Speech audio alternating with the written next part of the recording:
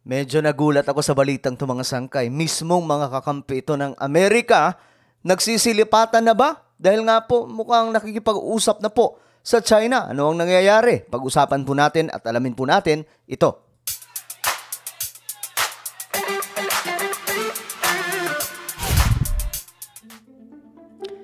Okay, usap-usapan po ito ngayon mga sangkay sa balitaan. Ito, kahit ako mga sangkay, nabigla rin po ako sa nakita ko sa balita.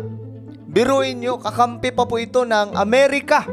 Hindi naman siguro sinabi nila na aalis na po sila bilang kaalyado ng US. Pero mga sangkay, ito, malaking sampal po ito sa Amerika. Mukhang naiintindihan na po ngayon ng mga taga-Western countries na tagilid na po ang Amerika ngayon dahil nga po bagsak ang kanilang ekonomiya. So ito mga sangkay ang balita ngayon. Ayan. Mula po ito sa CNN. Okay? Report po ito ng CNN mga sangkay. Ayan po. European leaders head to Beijing with the hope of driving peace in Ukraine. Ito pa. While balancing business ties. So maliban po sa usapang kapayapaan na pwede nilang magawa sa Ukraine at Russia, pinag-uusapan din po dito mga sangkay ang mahalaga. Business. So bakit business mga sangkay? Gaya ng sinabi ko, ang China po ay nasa momentum pagdating po sa global economy or global market.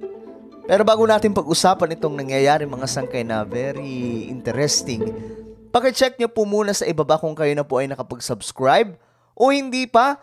Kung hindi pa mga sangkay, dyan sa baba mayroon pong subscribe button.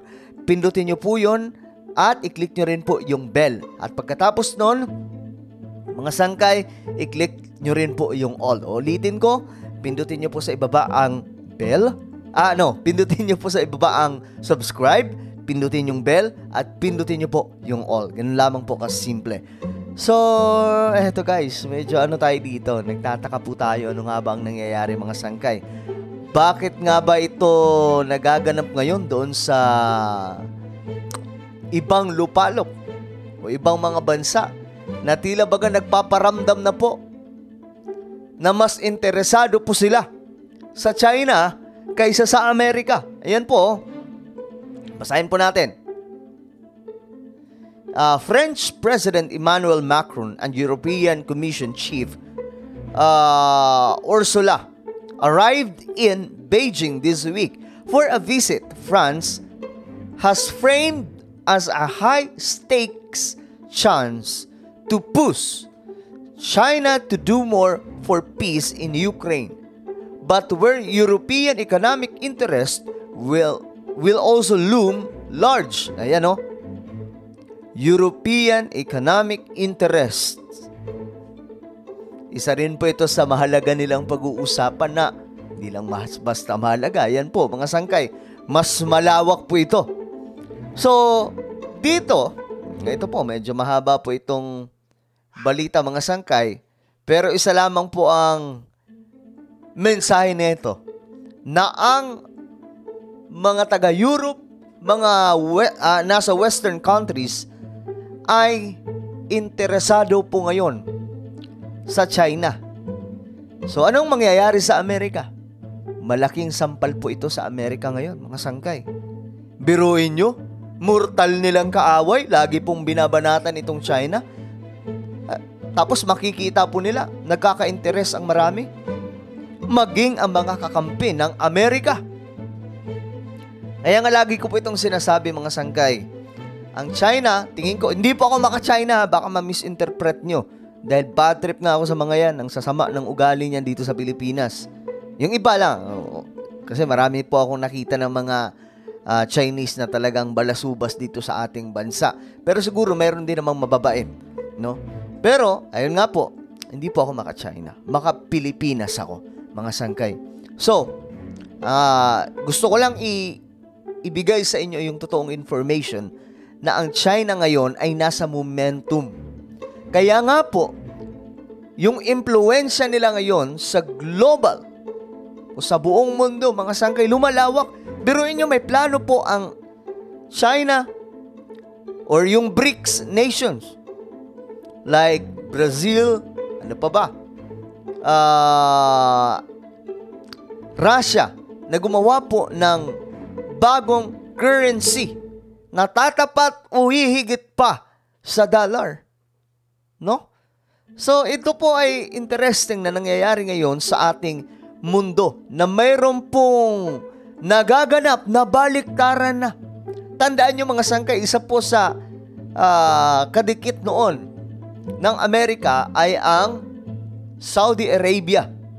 Ngayon, asa na po ang Saudi Arabia? Na may pinakamalaking supply ng oil doon sa Amerika. Nasaan na? Nandito na po sa China. So marami pong nangyayari ngayon mga sangkay na talagang, kaya nga lagi kong sinasabi na manood kayo lagi dito dahil na-update ko po kayo sa mga nangyayari international. Hindi lamang po dito sa Pilipinas. Doon na pag-uusapan din naman po natin yan. Okay? Dahil mahalaga po itong mga information na dapat po malaman. So ito nga po mga sangkay, binalita rin po ito sa international media. Ayan o. Chinese President Xi Jinping and France Emmanuel Macron make joint declaration from Beijing. Now, top focus on WION. French President Emmanuel Macron is on a 3-day state visit to China in a bid to persuade China to use its influence over Russia to bring peace in Ukraine. So, tingin ko dito mga sangkay para hindi naman masyadong, tingin ko lang ha, para hindi naman masyadong sasama yung loob ng Amerika. Ginamit na lamang po dito yung Ukraine. Para to bring peace in Ukraine. Tingin nyo ba anong magagawa ng China sa usapan ng digmaan ng Russia at Ukraine? Well, pwede naman mga sangkay. Siguro, dahil sa tindi ng impluensya ngayon ng presidente ng China, marahil may magawa. Pero ang tingin ko talaga dito, gaya ng sinabi po kanina, nabasa po natin, ang business po talaga yung matindi po ditong pinag-uusapan. Ayan po, yung European economic interests. Okay? So, panoorin natin. Shortly after high-level meeting between the Chinese President Xi Jinping and his French counterpart Emmanuel Macron, the two leaders had made a joint declaration. The leaders called for Russia-Ukraine peace talks to quote-unquote as soon as possible. Okay, yan po. Biruin mo. Sa China po pumunta si Macron dahil alam po niya na may magagawa ang impluensya ngayon ng presidente ng China. Yung Amerika, walang magagawa kahit nga ano po ang sigaw nila. Ginawa na po nila ng kung ano tawag dito, yung sanction. Ang Russia, may nagawa ba? They also made it clear that the two countries are opposed to use of nuclear weapons in Ukraine.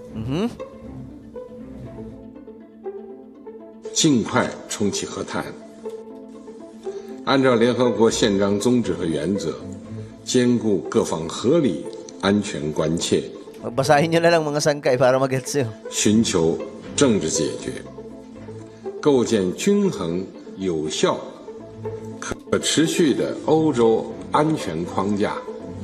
La deuxième chose, vous venez de rappeler avec beaucoup de force Basahin nyo na lang mga sangkay ha. Yan. le sérieux, l'esprit de responsabilité qu'impose des questions nucléaires. So, ang pinag-uusapan po dyan, mga sangkay, na they both agree na magkaroon o balikan ang peace talks ng Russia and Ukraine. At hindi po pwedeng gumamit wag sana silang gagamit ng nuclear weapon. Well, ang problema kasi dyan, yung Ukraine ayaw makipag-usap sa Russia. Et la volonté que la France partage, qu'évidemment le nucléaire soit exclu totalement de ce conflit, qu'il y ait le respect de l'ensemble des traités internationaux en la matière, et qu'en aucun cas il ne puisse y avoir de déploiement d'armes nucléaires en dehors du territoire des États dotés, en particulier en Europe. Et à cet égard, chacun doit être rappelé à ses devoirs, en particulier la Russie qui a annoncé... Alright, mga sangkay, bago natin ituloy-tuloy itong pinapanood natin, sa mga nasa ibang bansa na nagpapadala po ng pera, like po sa Amerika, makakapagpadala na po kayo ng libre. Okay, libre. Ito po ay sa SendWave lamang. Ayan po mga sangkay, send money to the Philippines with no fees. San ka pa mga sangkay? Wala pong babayaran. So ang gawin nyo lamang, i-download nyo lamang po itong SendWave at gamitin nyo po yung promo code na Solid Sangkay. 100% secure, zero sending fees. Excellent rates. Ganun kalupit mga sangkay. Wala ka nang babayaran, biruin nyo. Ganun lamang po. Magpapadala kayo ng pera. So, saan pwede magamit itong SendWave ng mga bansa? Ito po. Kung ikaw ay nasa Belgium, Canada, France, Ireland, Italy, Spain, United Kingdom, United States, pwede nyo po itong magamit at makapagpadala ng pera papuntang Pilipinas ng libre. So, papaano? Yan po. How to send money with SendWave. Ayan po, may 5 steps na inilatag po dyan mga sangkay. Again, gamitin nyo lamang po yung Solid Sangkay na promo code para free po yun. Okay? Pwede kayong magpadala sa GCash o mga mobile wallets, mga bank account, or pwede rin po sa cash pick-up like Imlulier, Cebuana at marami pa pong iba. So, SendWave mga sangkay, wala po kayong babayaran. Gamitin nyo lamang po ang promo code na Solid Sangkay. So, ayun na nga po mga sangkay, balikan po natin itong nangyayaring parang baliktaran na po ngayon. Ayan po, hanapin po natin dito yung pinakamatindi. Ayan, Beijing has claimed neutrality in the conflict. Okay, yan po yung claim ng Beijing. Okay rin, no? Kasi alam po kasi ng China na hindi siya pwedeng kumampi sa isa lang dahil nga po nasa momentum po sila pagdating sa pakikipag-business sa iba't ibang bahagi ng ating mundo. At ngayon, mga sangkay, isa po sa pag-uusapan dito ay ang pagkakaroon po ng marami pang businesses like doon po sa Europe, no? At alam po kasi talaga ng mga taga-Western na wala na po silang choice. Ang Amerika ngayon, pabagsak, pabaon ng pabaon sa utang. I think nasa 31 trillion dollar ang utang ng Amerika ngayon. Kung hindi po ako nagkakamali. Diyos mio marimar, ang laki nun. Tapos may mga bumagsak pa silang mga major na bangko. Kaya naman mga sangkay, malamang nakikita po ngayon nitong